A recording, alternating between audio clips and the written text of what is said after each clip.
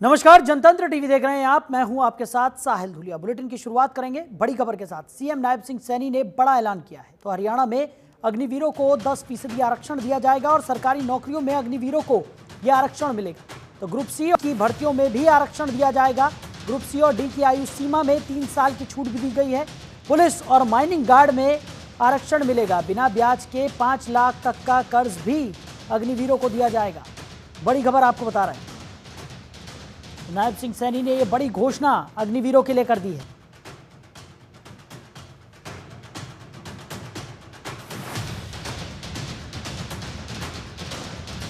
खबर पर ज्यादा जानकारी के साथ हमारी सहयोगी शिखा शर्मा हमारे साथ जुड़ गई हैं। शिखा, क्या कुछ निकलकर सामने आ रहा है? नायब सिंह सैनी ने ऐलान अग्निवीरों के लिए कर दिया है। अब अग्निवीरों के लिए 10% की घोषणा भी कर दी गई है।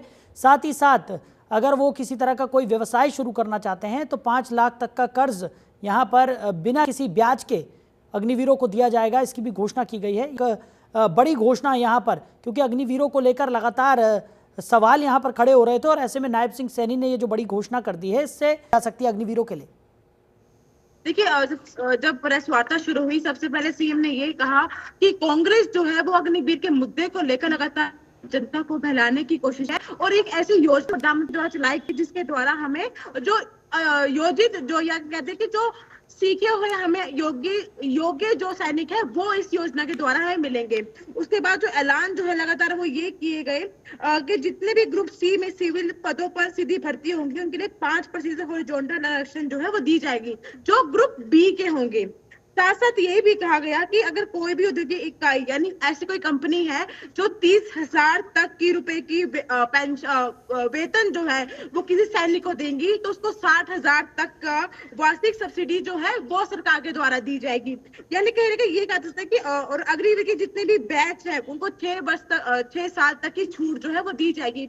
यानी ये कहा जा सकता है कि लगातार जो विपक्ष लगातार अग्निवीर को लेकर सरकार को घेरने की कोशिश कर रहा था या अग्निवीर के मुद्दे को लेकर जनता को बहकाने की कोशिश कर रहा था, कहीं ना कहीं उसका जवाब जो है वो आज सीएम के द्वारा इस प्रेस वार्ता में दिया गया है कि वो हर युवा जो अग्निवीर से जुड़ना चाहता है वो अपने मन में कोई भी एक डर जो है वो ना रखे। अगर वो अग्निवीर से जुड़ेंगे तो उसके बाद उन्हें आने वाले समय में तमाम फायदे जो है इसके वो जरूर दिए जाएंगे।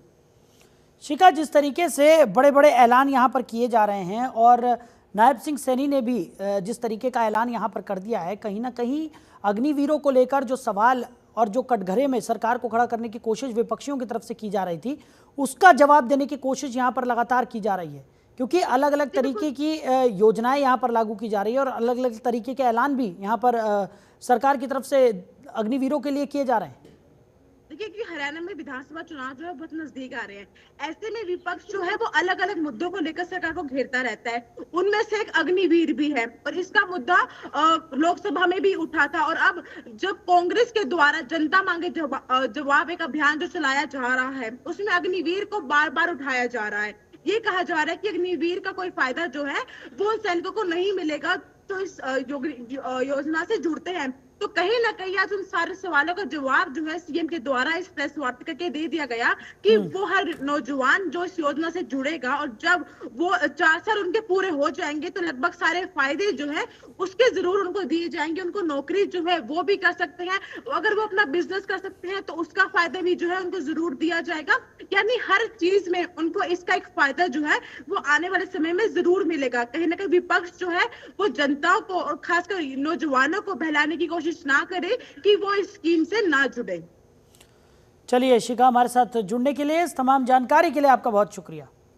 आगे बढ़ते हैं। हरियाणा के मुख्यमंत्री नायब सिंह सैनी ने चंडीगढ़ में हरियाणा लोक सेवा आयोग में सफलतापूर्वक उत्तीर्ण होने वाले उम्मीदवारों को सम्मानित किया और उन्हें शुभकामनाएं भी दी। इस दौरान सीएम नायब सिंह सैनी ने अपने संबोधन में कहा कि मैंने सोचा नहीं था कि मैं कभी मुख्यमंत्री बनूंगा। वहीं उन्होंने आगे कहा कि पूरे देश में आज पारदर्शी सिस्टम देखने को मिल रहा है। आज गरीब का बेटा हरियाणा सरकार में नौकरी ले रहा है। पहले बिना पर्ची और खर्ची के नौकरी देना कल्पना से परे था।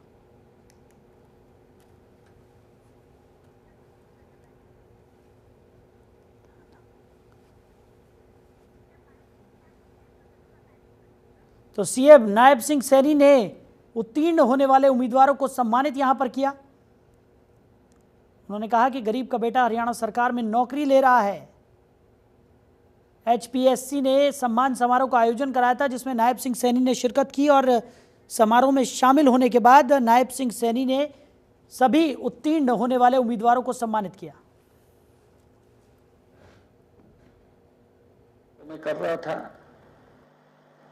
परंतु काम करते करते मैंने कभी ये सोचा भी नहीं था, मेरे दिमाग में भी नहीं थी बात कि मैं प्रदेश का मुख्यमंत्री बन जाऊंगा।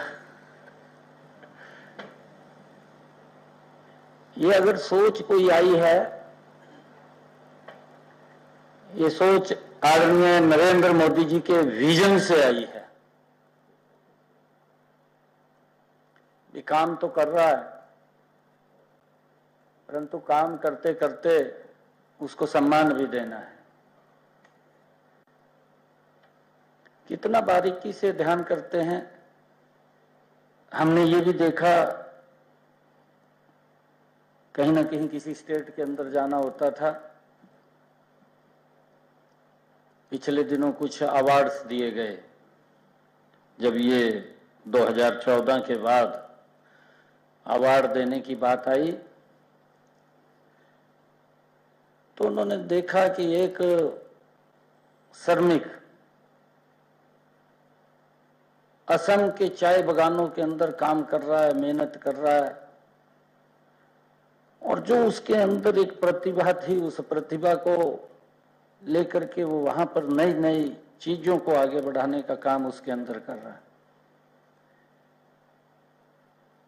परंतु अगर किसी की नजर वहां डली है कि एक श्रमिक चाय के बागान में काम कर रहा है और उस श्रमिक को वहां से उठा करके पद्मश्री का अवार्ड दे दिया जाए, तो उसको कैसा महसूस होता है? यही ट्रांसपेरेंसी है कि एक गरीब व्यक्ति जिसके बारे में कोई कल्पना नहीं, कोई सोच नहीं सकता, कोई विचार नहीं कर सकता, परंतु उसके बारे में विचार किया गया, उसको वहां से बुला करके उसको अवार्ड दिया गया। तो मनोहर जी ने कहा कि अगर तो सिस्टम ठीक करना है फिर तो स्टैंड लेना पड़ेगा। अगर सिस्टम को ठीक नहीं करना, जैसे चल रहा था वैसे चलने देना, फिर उनमें और हमारे में क्या अंतर है? निर्णय आपने करना है।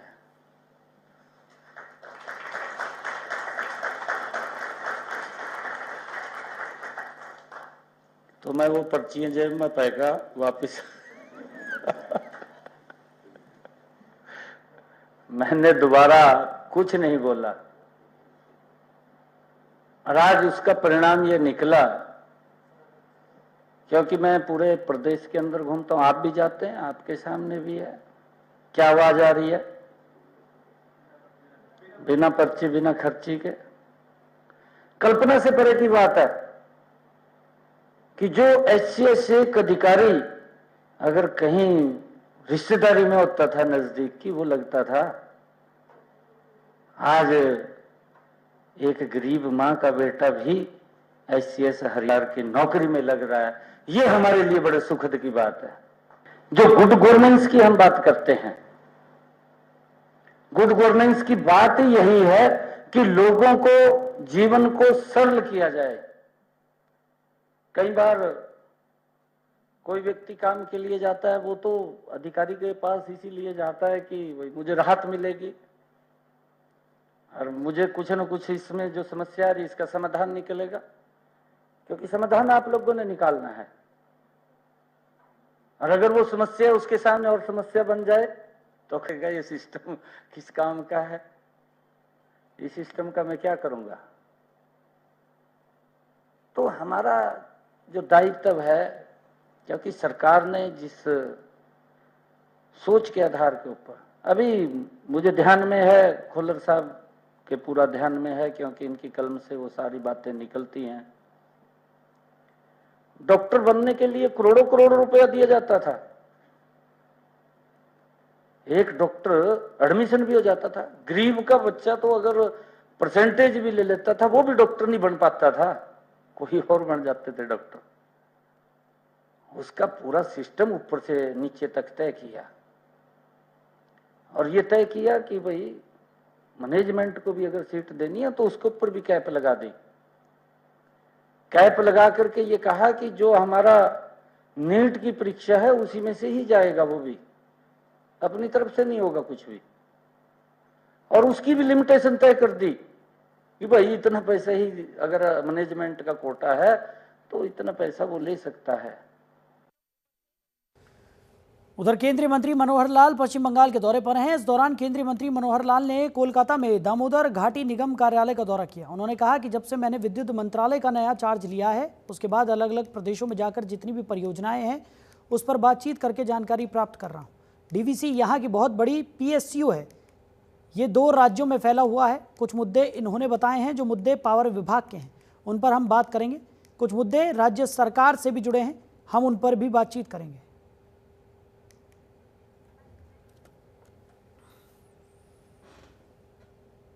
नया चार्ज लगभग 1 महीना 1.5 महीना पहले मैंने जो लिया है पावर डिपार्टमेंट का, उसके बाद अलग अलग प्रदेशों में जाकर के जितने भी हमारे प्रोजेक्ट्स हैं या जितने हमारे CPSUs हैं उनके साथ अलग अलग बातचीत करके एक जानकारियाँ प्राप्त कर रहा हूँ। तो DVC एक बहुत बड़ा यहाँ का CPSU है और 2 स्टेट्स में एक प्रकार से फैला हुआ है, 24,000 से ज़्यादा स्क्वायर किलोमीटर में, और बहुत मल्टीपल प्रोजेक्ट्स हैं। और 1900 मैं समझता हूँ 48 में जब देश का भी पहली पार्लियामेंट भी नहीं बनी थी और उस समय से इस कॉर्पोरेशन को एक प्रकार नींव रखी गई और बहुत से प्रोजेक्ट चल रहे हैं, चाहे पावर में हैं, इरिगेशन में हैं, सोशल सेक्टर में हैं। तो आज पूरी जानकारियाँ मिली हैं।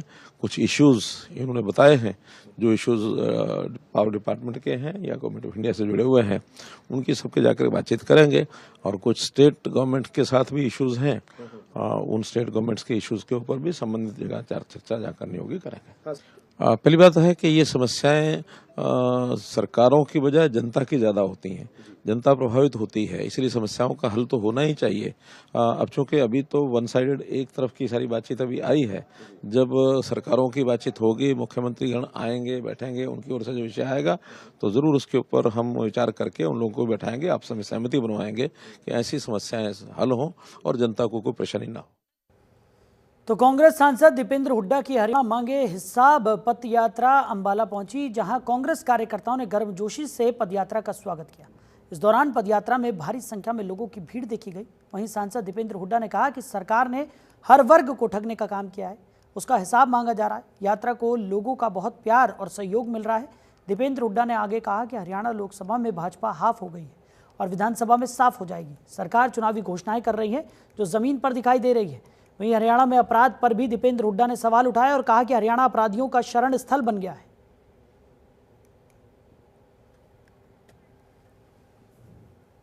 तो हरियाणा मांगे हिसाब पदयात्रा का जोरदार स्वागत अंबाला में देखने को मिला। पदयात्रा में भारी संख्या में लोग मौजूद रहे। सरकार ने हर वर्ग को ठगा है, ऐसा दीपेंद्र हुड्डा का कहना है। तो हरियाणा मांगे हिसाब पदयात्रा लेकर दीपेंद्र हुड्डा लगातार भारतीय जनता पार्टी पर सवाल खड़े कर रहे हैं।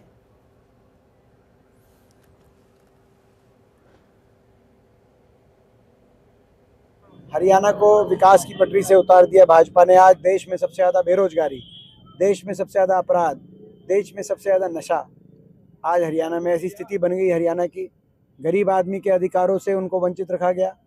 SC समाज के, OBC समाज के अधिकारों पे चोट मारी गई। किसान को, कर्मचारी को, सरपंचों को, हर वर्ग को सड़कों पर आना पड़ा और हर वर्ग के साथ अन्याय किया इस सरकार ने। तो 10 साल हरियाणा बेहाल, और इसीलिए हरियाणा मांगे हिसाब। कैसा रिस्पांस मिल रहा है? बहुत अच्छा रिस्पांस मिल रहा है। हर वर्ग का साथ समर्थन मिल रहा है। लोकसभा चुनाव में भी आपने देखा, लोगों ने बहुत साथ दिया। लोकसभा चुनाव में ना सिर्फ हम 5 लोकसभा सीट जीते, लेकिन भाजपा से ज़्यादा हम मत प्रतिशत भी हमें मिला और भाजपा से ज़्यादा विधानसभा सेगमेंट्स पे कांग्रेस की लीड आई। लोकसभा चुनाव में तो हरियाणा की जनता ने भाजपा को किया था हाफ, विधानसभा चुनाव में हरियाणा की जनता भाजपा को करेगी साफ। अपराध दर सबसे ज़्यादा देश में हरियाणा में है। सबसे ज़्यादा डकैती हरियाणा में हुई है पिछले साल। सबसे ज़्यादा फिरौतियों की कॉल हरियाणा में आई है पिछले साल। और हत्या दर में देश में नंबर 2 पे हरियाणा है। ये मैं नहीं कह रहा, कोई विपक्ष नहीं कह रहा, ये भारत सरकार का गृह मंत्रालय अमित शाह जी का मंत्रालय क्या बता रहा है। तो किसान आंदोलन से जुड़े नवदीप जलबेड़ा की देर रात अंबाला केंद्रीय जेल से रिहाई हो गई। इस दौरान बड़ी संख्या में किसान मौजूद रहे और जेल से बाहर आते ही किसानों ने नवदीप का हार पहनाकर जोरदार स्वागत किया और कहा कि आगे की लड़ाई भी मजबूती से लड़ेंगे। वहीं नवदीप ने कहा कि ये नस्लों की लड़ाई है, इस लड़ाई को जारी रखेंगे। वहीं नवदीप के वकील ने कहा कि नवदीप पर झूठे मामले दर्ज किए गए हैं, जिसे कोर्ट ने साफ कर दिया है।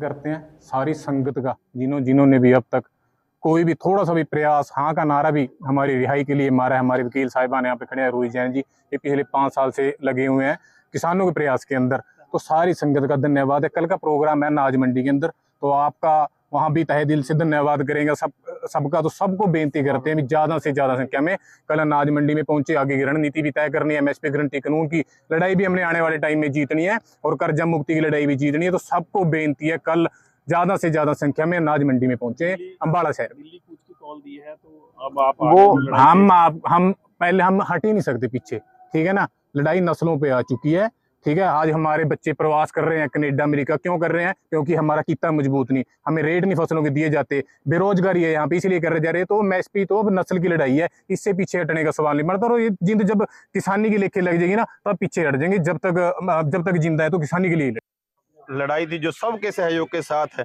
आज हम जीते हैं और प्रशासन को इस समय हमारे साथियों को रिहा करना पड़ा है। एक बड़ी जीत है सभी साथियों का, जिन जिन हमारे नौजवानों ने, हमारी जो टीम ने, यूनियन की ने, और हमारी जो वकीलों की टीम ने, और आप सब पत्रकार साथियों ने बड़ा सहयोग किया है। और मेरे SKM नॉन पॉलिटिकल किसान मजदूर मोर्चा दोनों फॉर्मों का जो इतना बड़े प्रेशर के कारण आज हमारा साथी हमारे बीच में पहुंचा है। और इस नौजवान के लिए हम सल्यूट करते हैं जिनके ऊपर तशद्दुद किया गया, लेकिन हमारे साथी ने आंदोलन से पीछे हटने की और आंदोलन में शामिल रहने के लिए और इसी तरह अपनी आवाज को बुलंद रखने के लिए जो तशद्दुद सहा है, के लिए हम इस साथी को सल्यूट भी करते हैं और परमात्मा इनके ऊपर इसी तरह से कृपा बनाए रखे।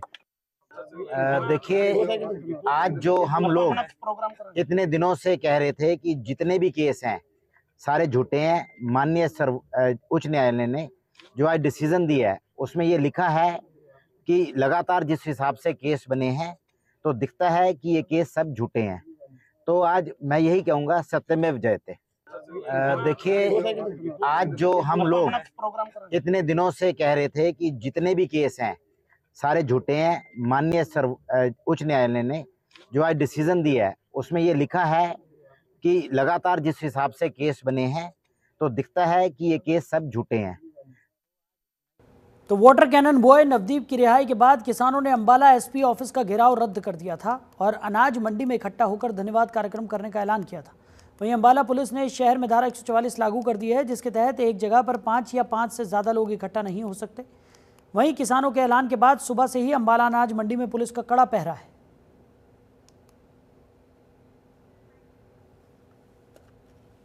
में असेंबल किसान यूनियन के कुछ एक ग्रुप के होने की, लेकिन क्योंकि यहाँ धारा 144 लगी हुई है और लॉ एंड ऑर्डर के हिसाब से सफिशिएंट फोर्स यहाँ लगाई गई है और किसी को भी कानून व्यवस्था अपने हाथ में लेने की इजाज़त नहीं है। और आप देख रहे हो सारा कुछ सिचुएशन बिल्कुल ठीक है, कोई दिक्कत वाली बात नहीं है। सर, किसान सदन में भी लिया लोगों को? नहीं, अभी तो किसी को हिरासत में नहीं लिया, अभी तो हम बातचीत कर रहे हैं। जो भी बस उनको समझा रहे हैं कि धारा 144 जो है इन फोर्स है, तो आप अकॉर्डिंगली उसी हिसाब से प्रोटेस्ट करने में कोई दिक्कत नहीं है, लेकिन कानून के हिसाब से। तो गत गांव में चाचा ने अपने 10 महीने के भतीजे के गर्दन पर डंडा मारकर हत्या कर दी। दरअसल आरोपी चाचा बच्चे की मां के साथ डंडे से मारपीट कर रहा था और डंडा 10 महीने के मासूम की गर्दन पर रख गया, जिससे मासूम की मौके पर ही मौत हो गई। बच्चे की मां ने मायके वालों ने चाचा पर बच्चे की हत्या का आरोप लगाया है। वहीं घटना की सूचना के बाद पुलिस मौके पर पहुंच गई और बच्चे के शव को लेकर पोस्टमार्टम के लिए भेज दिया गया। फिलहाल पुलिस मामले की जांच पड़ताल में जुट गई है।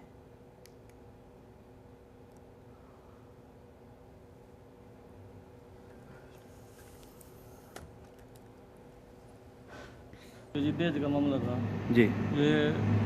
ये लड़के वाले दहेज मांग रहे थे, तो ये पहले इसके बेटे को गुत्थी दी थी सोने की, फिर ये बोले हमारे सब की थे वो, तो इसलिए झगड़ा होते। ये गोद में मेरी बहन लड़के को ले रही थी तो उसका देवर मारने आया तो लड़के को लग गया और लड़का एक्सपायर हो गया। कितने महीने का लड़का? 10 महीने का।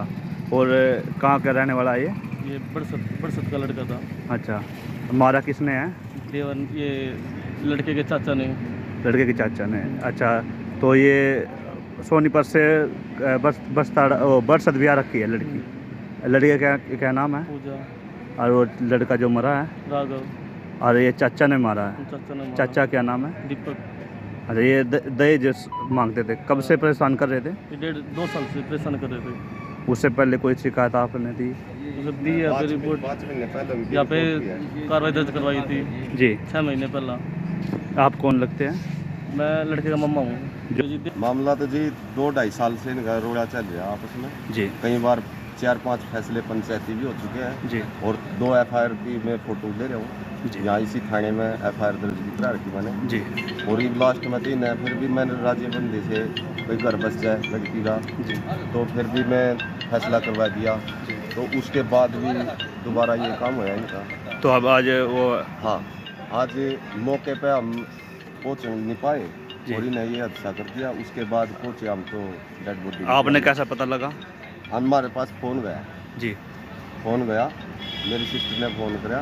अब वही यहाँ ये लड़का नूर कर दिया इसने जी, मार पिटाई। तो अब क्या कर? माँ बाप की पूरी साजिश है, घर वाले की भी साजिश है लड़की को। जो मेरी भांजी है उसका जो घर आया उसकी भी साजिश है, क्योंकि जो भी हादसे हुआ ना आज तक जितने भी हादसे हुए उसकी वो बार होया जिब हुई जी।